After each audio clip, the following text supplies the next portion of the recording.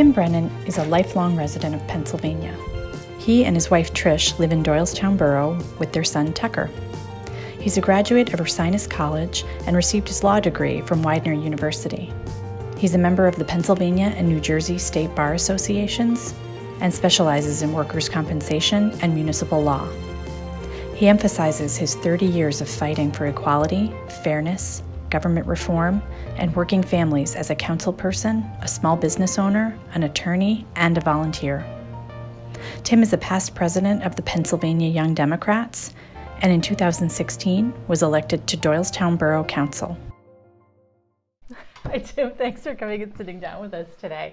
I'm just going to start with our first question, which is why did you decide to run for the 143rd? Well, and thank you for having me here today. I believe in political action. You know, I've spent my entire life engaging in political action. When I applied for law school, my quote at the beginning of my application was a Henry David Thoreau quote, "Be not merely good, be good for something." You know, it's been something that's motivated my entire life.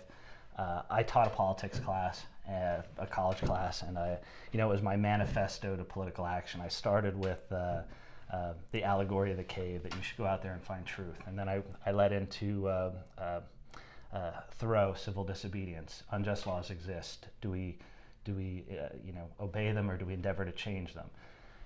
And then, you know, I got to Emmett Till, and I put a picture of Emmett Till in the coffin, and I told the kids, you know, this is political action. You know, people allowed a political culture to exist that allowed an 11-year-old kid to be killed and mutilated. Go out there, find truth, and fight for it. So I've been fighting those fights my entire life. My dad would tell me, you know, treat the little guy like a king, treat the king like anybody else. That people are people are people are people. Those are core beliefs that I have, and those are core beliefs that I fought for my entire life. You know, I started at 10 years old. You know, the Willie Horton ad in 1988 is what got me into politics. I worked for Dukakis, and you know, I stayed through my 20s doing work trying to get young people to be active in politics. Ran the Pennsylvania Young Democrats. So this is who I am. I mean, this is the sum of what I've done and the beliefs that I have.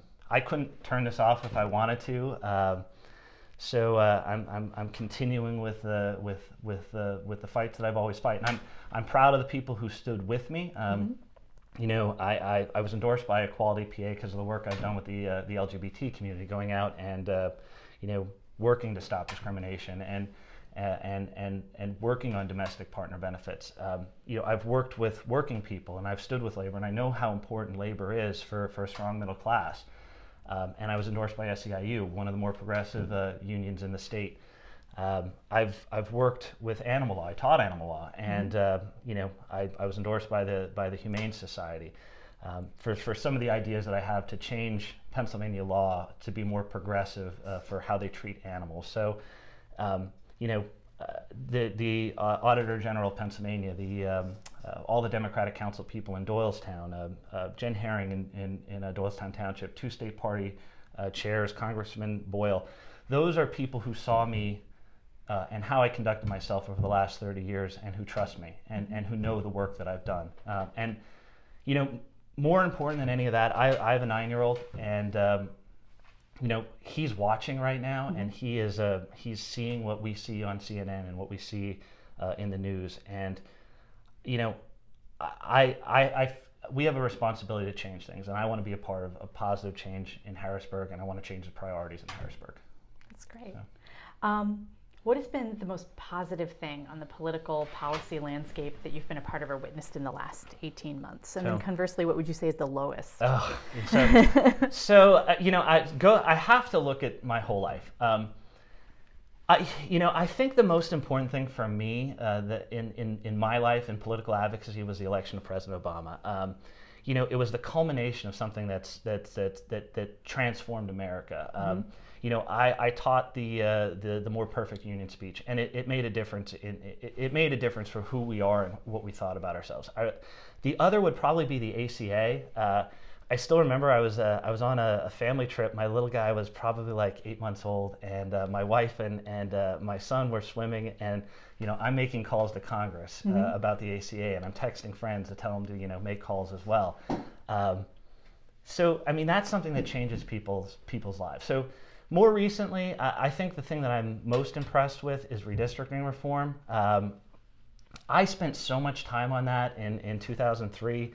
Drafted a proposed amendment to the PA Constitution, tried to lobby it in Harrisburg, and I thought that we would never see change. I thought we'd never see the level of citizen interest that we have right now. So that's something that impresses me. Functionally involved. Recently we passed a ban on gay conversion therapy in Doylestown.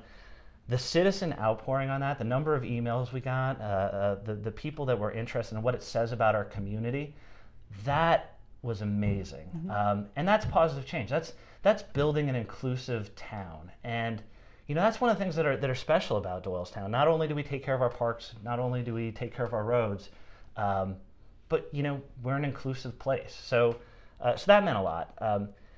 The lows have been difficult. There has been so much that's happened over the last 18 months that it's hard to pin down one thing. But I think one of the things that concern me the most, and it is not just for how painful it is, but it's also for what it means for the entire world, is the retreat in the role that the U.S. is playing in moral leadership in the world. And I saw it most with refugees. The hardest thing for me was to see how we were treating refugees.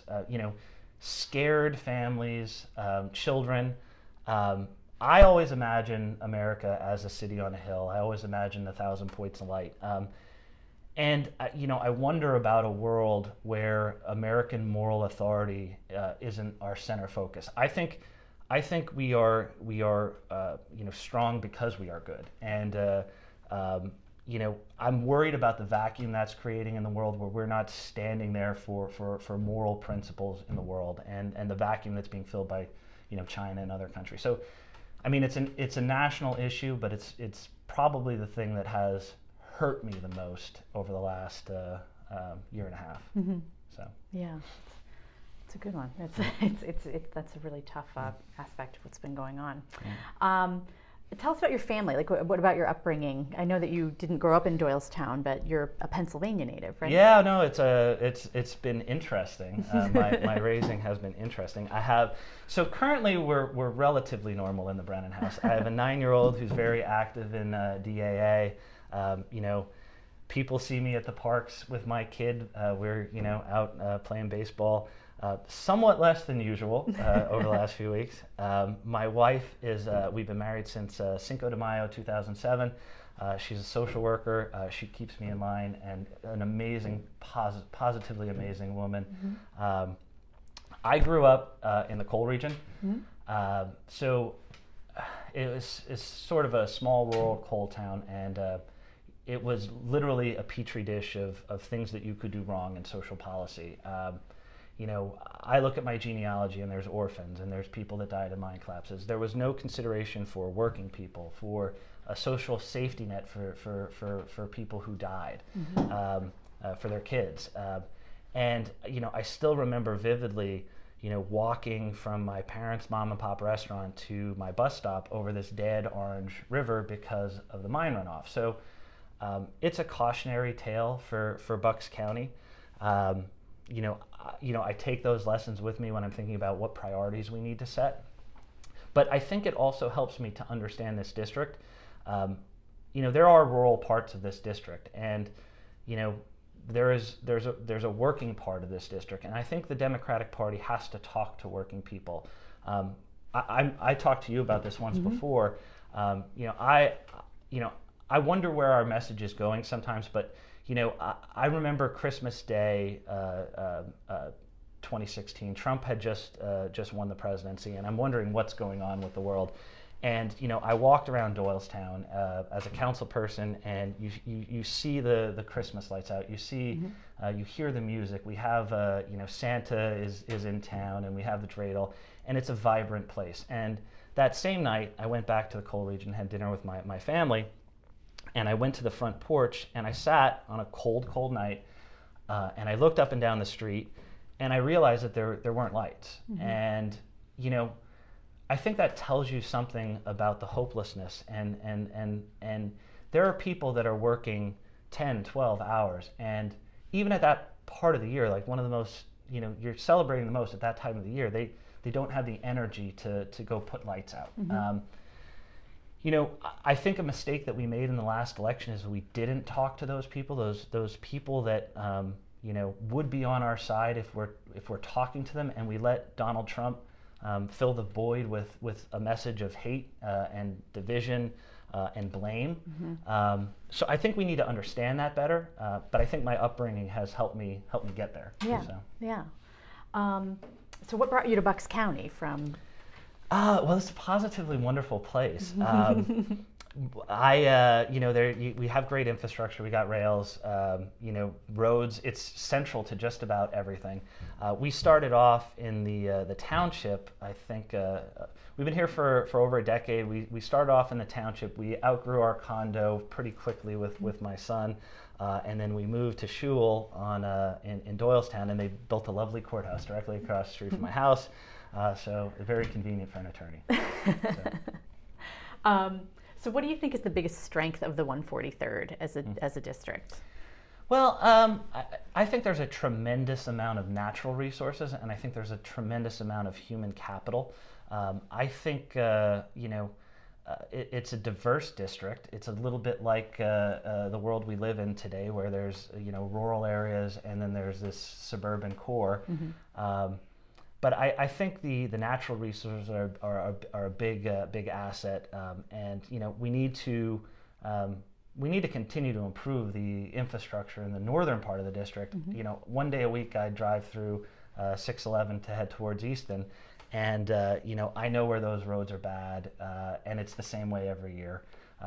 You know, we could improve on our rail system here, continue to improve on education, and I think we have to think about you know, affordability of housing. I mean, we have a great education system, but you know, we want to make sure that our kids can get their education and afford to stay here. Right. So. Yeah, and that is a huge issue, especially right in Doylestown, but I think at large. What do you think is something that needs more attention in the 143rd, in your opinion? Like maybe something that you feel like isn't getting highlighted enough as an issue? Well, I think preserving open space is always a concern. I think we need to balance. I think you know, that preserving the natural resources are important for long-term quality of life. So, you know, there is attention to it, but I don't think there could be enough attention to it. I mean, clean water is, you know, we have 15 million people that drink out of the Delaware River Basin, and you know, it's a $3 billion a year industry, $700 million a year on entertainment based on clean water. So I don't think we could put enough attention on that. I think that's something that we need to focus on. Yeah, and especially because at the federal level, the regulations are starting to be cut, so it will be on at the state level. And you know, the next step is dealing with the state and dealing with DEP. So so if you were given carte blanche as a legislator, you know, you get the job, you go in there, and they say, you know, let's pass what you want. What do you think you would choose to focus on? I couldn't focus on just one. I know. So you know, I've spent so much time fighting for redistricting reform, electoral reform, ethics reform, and our governor happens to be proposing all of those things. I find him to be this decent human being with Quaker sensibilities that seems to truly believe in reform. It makes me giddy as a person who cares about these things to get a chance to work on those issues. So given my background, redistricting reform is positively a no-brainer. We need to do a better job. You know, I've seen the three structural problems that we have in our democracy. We have this partisan gerrymandering that has driven us to such far extremes on either side. We have strong party leadership that doesn't seem to have an incentive to do what's right for the people and does what's right for the party. And they have access to unlimited amounts of money. So those are structural problems with our democracy. And if we can't start with a faith in our ability to deal with the process, then you know, we're losing confidence and people are getting cynical. But you know, The next thing is if they're getting cynical, one of the other problems that we have, the third thing I'm concerned about is, we've become such an entertainment society. Everybody had a TV in their living room starting in the 1950s. We had the spectacle of Vietnam where people were watching the TV and were entertained by the news. We have the Watergate scandal that happened afterwards. They continued, and now it's at the point where it's less about the civics and it's more about the entertainment. So if we improve some of these other structural problems, maybe we can get people thinking again about responsibility and thinking again about civics, which I think is important. We should be making it easier for people to vote. We shouldn't be making it harder. Electoral reform would be a positive step. Campaign finance reform. Some of the proposals that are out there right now for same-day registration, no-fault absentees. Those would all be positive improvements. And ethics reform. I mean, you have to trust that your legislators are actually doing the public good. Per diems are not an entitlement, and they should be submitting receipts. And no pay, no budget is probably a good concept. So we should also know what they're doing with their outside income. So these proposals that Governor Wolf are proposing are positively things that I would support. One other thing that I would hope to be an advocate for is we need LGBT discrimination protections in housing, the workplace, and public accommodation. That's something I would want to be a part of as a co-sponsor or otherwise. It's been too long. Equal pay for equal work for women is something that's gone on too long. We need to make progress. And lastly, this is something that not too many people talk about, but I taught animal law. I'm concerned about it. And I would like to see us have some statutes that better protect animals. Tennessee is more progressive. I've had situations with clients where you have a $300 animal and something happens, or someone does something horrible in a domestic situation, and all these people are entitled to are economic damages. And that's not fair. I mean, that's not what the value of the animal is. Right. So we could use more progress on that front as well. Yeah, I know Pennsylvania specifically has some real challenges. Yeah. So how do you feel your professional life could inform and be an advantage as a legislator? And you've touched on it a bit, but I have literally spent my whole life taking positive steps that would make me well suited for this job. I'm a lawyer. I've worked with the law. I've seen, being a workers' comp attorney, I've seen where the social safety net is failing with healthcare and otherwise for people. But I was specially certified in law and government. I took a specialized course, a study on the Pennsylvania Constitution, administrative law, Pennsylvania administrative law, and legislation drafting. So, I've worked with the Legislative Reference Bureau. I've worked with the administrative state. I've worked for PennDOT at one point, handling their driver's licensing matters. So those are all things that have equipped me. I've also done a little bit of election law. I've worked with state representatives already. I have been told by representatives that I'm a nagging moral influence, and they feel like I'd be help make them better representatives. So I don't want to. I know that I can build support for important issues, and I know that I can influence other people. We have great representatives in Harrisburg, some of which are doing great bills on reform, but they can't always muster that critical mass, and I think I'll be able to do that. That's great. So. And then what advice would you have for other people seeking political office? Like, you're not a total novice at it, but yeah. Well, I ran for political office. I learned quite a bit. Yeah. President Obama said that the number one office in a democracy is citizen.